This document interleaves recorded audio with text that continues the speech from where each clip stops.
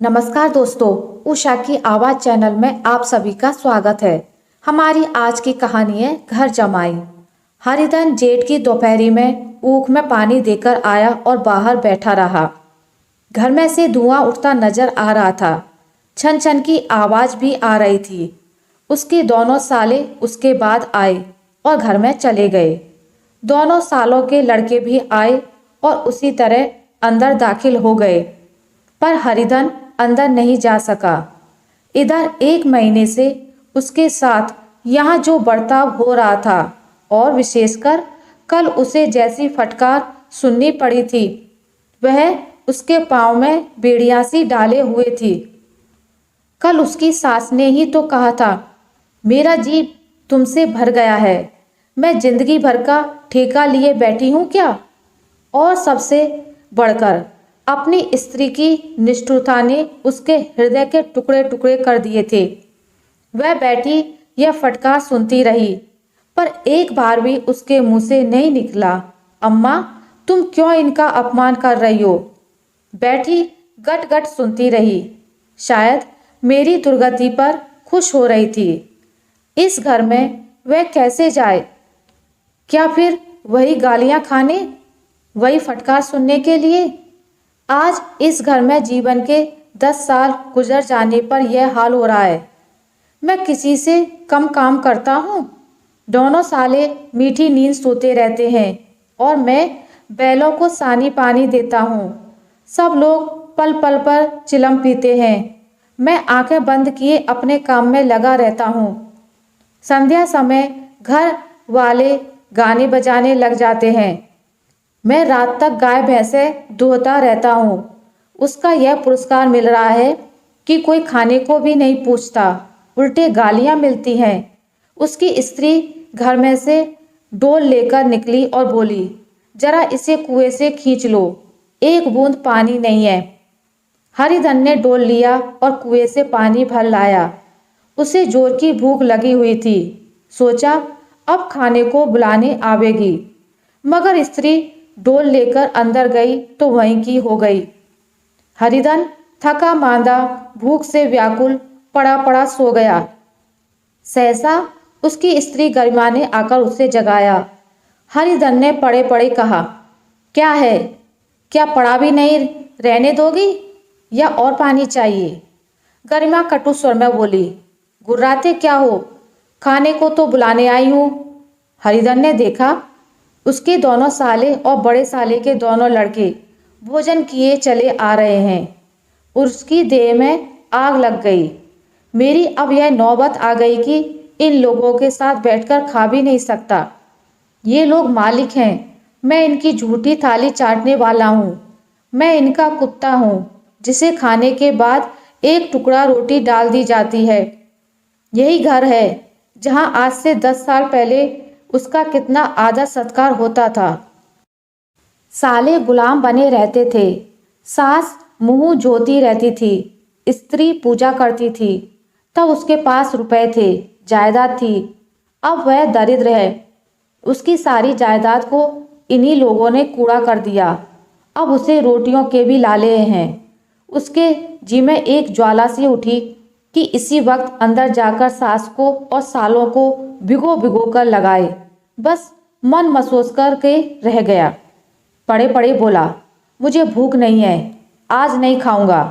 गरिमा ने कहा, ना खाओगे मेरी बला से।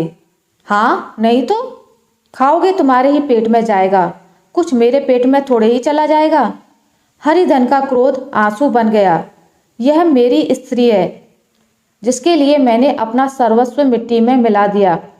मुझे उल्लू बनाकर यह सब अब निकाल देना चाहते हैं। वह अब कहाँ जाए, क्या करे? उसकी सास आकर बोली, चलकर खा क्यों नहीं लेते जी, रूठते किस पर हो? यहाँ तुम्हारे नखरे सहने का किसी में बूता नहीं है। जो देते हो वह मत देना, और क्या करोगे? तुमसे बेटी ब्याही है, तुम्हारी जिंदगी का ठेका नहीं लिया है। हरिधन ने मर्माहत होकर कहा, हाँ अम्मा, मेरी भूल थी कि मैं यही समझ रहा था। अब मेरे पास क्या है कि तुम मेरी जिंदगी का ठेका लोगी? जब मेरे पास भी धन था तब सब कुछ आता था, अब दरिद्र हूँ, तुम क्यों बात पूछोगी। बूढ़ी सास भी मुंह फुलाकर भीतर चली गई। हरिधन की माता का आज से 10 साल पहले देहांत हो गया था। उस वक्त उसका विवाह हो चुका था। वह 16 साल का कुमार था, पर माँ के मरते ही उसे मालूम हुआ कि मैं कितना निस्सहाय हूँ, जैसे उस पर उसका कोई अधिकार ही न रहा हो। बहनों के विवाह हो चुके थे, भाई कोई दूसरा न था। बेचारा अकेले घर में जाते भी डरता था। माँ के लिए रोता था, पर माँ की परछाई से डरता था। जिस कोठरी में उसने देह त्याग किया था, उधर वह आंखें तक न उठाता। घर में एक बुआ थी, वह हरिधन को बहुत दुलार करती। हरिधन को अब दूध ज़्यादा मिलता, काम भी कम करना पड़ता। बुआ बार बार पूछती, बेटा कुछ खाओगे। बाप भी उसे ज़्यादा प्यार करता, उसके लिए अलग एक गाय मंगवा दी। कभी कभी उसे कुछ पैसे दे देता कि जैसे चाहे खर्च करे, पर इन मरमों से वह घाव न पूरा होता था जिसने उसकी आत्मा को आहत कर दिया था। यह दुलार और प्यार उसे बार बार माँ की याद दिलाता। माँ की घुड़कियों में जो मजा था, वह क्या इस दुलार में था। माँ से मांग कर, लड़कर, ठुनक कर, रूठ कर लेने में जो आनंद था, वह क्या इस भिक्षादान में था।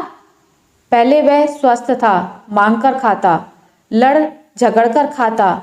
अब वह बीमार था, अच्छे से अच्छे पदार्थ उसे दिए जाते थे, पर भूख ना थी। साल भर तक वह इस दशा में रहा। फिर दुनिया बदल गई। एक नई स्त्री, जिसे लोग उसकी माता कहते थे, उसके घर में आई और देखते देखते एक काली घटा की तरह उसके संकुचित भूमंडल पर छा गई। सारी हरियाली, सारे प्रकाश पर अंधकार का पर्दा पड़ गया। हरिधन ने इस नकली माँ से बात तक ना की, कभी उसके पास गया तक नहीं। एक दिन घर से निकला और ससुराल चला आया। बाप ने बार बार बुलाया, पर उनके जीते जी वह फिर उस घर में नहीं आया। जिस दिन उसके पिता के देहांत की सूचना मिली, उसे एक प्रकार का ईर्ष्या में हर्ष हुआ। उसकी आंखों से आंसू की एक बूंद भी नहीं गिरी। इस नए संसार में आकर हरिधन को एक बार फिर मात्र स्नेह का आनंद मिला। उसकी सास ने ऋषि वरदान की भांति उसके शून्य जीवन को विभूतियों से परिपूर्ण कर दिया। मरुभूमि में हरियाली उत्पन्न हो गई। सालियों की चुहल में, सास के स्नेह में, सालों के वाक विलास में और स्त्री के प्रेम में उसके जीवन की सारी आकांक्षाएं पूरी हो गईं। सास कहती, बेटा तुम इस घर को अपना ही समझो, तुम ही मेरी आंखों के तारे हो। वह उससे अपने लड़कों की, बहुओं की शिकायत करती।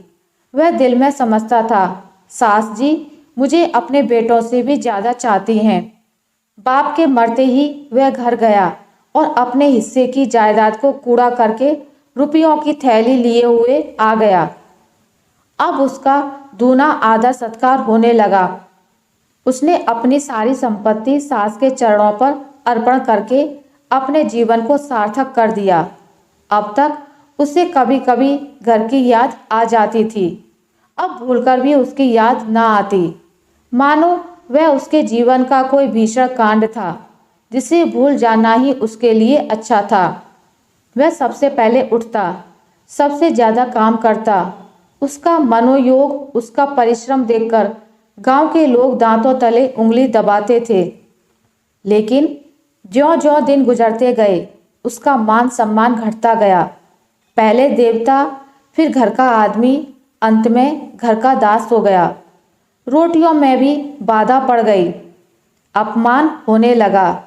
अगर घर के लोग भूखों मरते और साथ ही उसे भी मरना पड़ता तो उसे जरा भी शिकायत ना होती। लेकिन जब देखता और लोग मूंछों पर ताव दे रहे हैं, केवल मैं ही दूध की मक्खी बना दिया गया हूँ, तो उसके अंतःस्थल से एक लंबी ठंडी आह निकल आती। अभी उसकी उम्र 25 ही साल की तो थी। इतनी उम्र इस घर में कैसे गुजरेगी। और तो और उसकी स्त्री ने भी आंखें फेर ली। यह उस विपत्ति का सबसे क्रूर दृश्य था।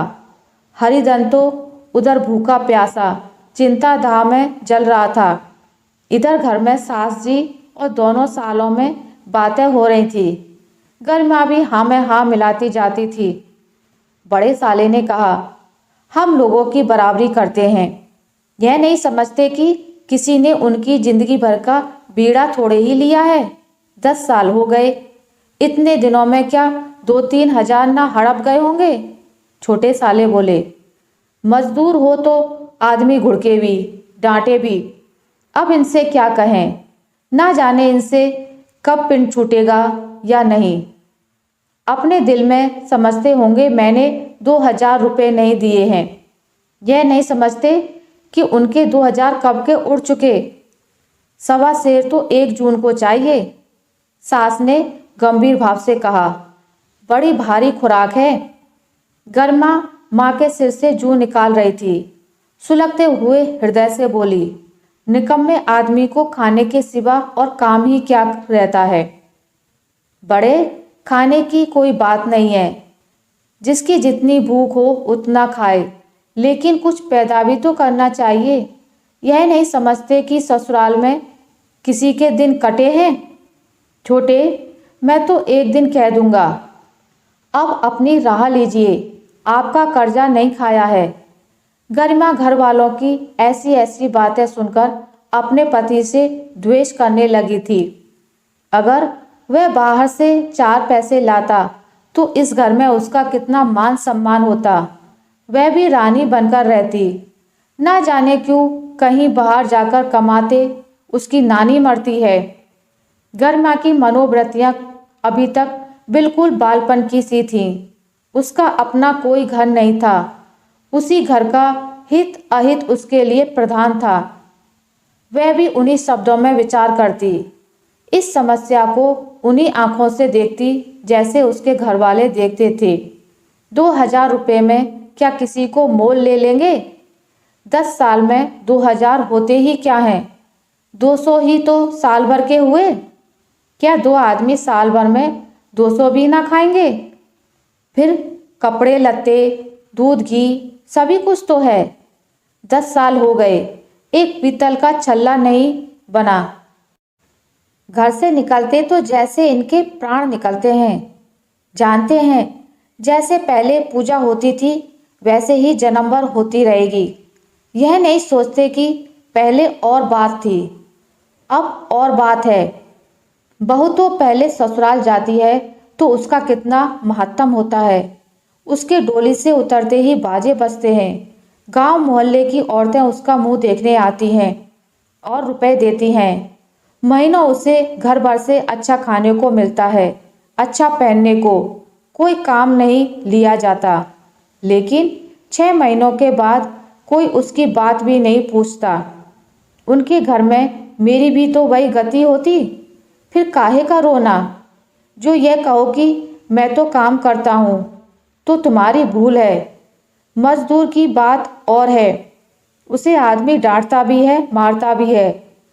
जब चाहता है रखता है, जब चाहता है निकाल देता है, कसकर काम लेता है। यह नहीं कि जब जी में आया कुछ काम किया, जब जी में आया पढ़कर सो रहे हैं।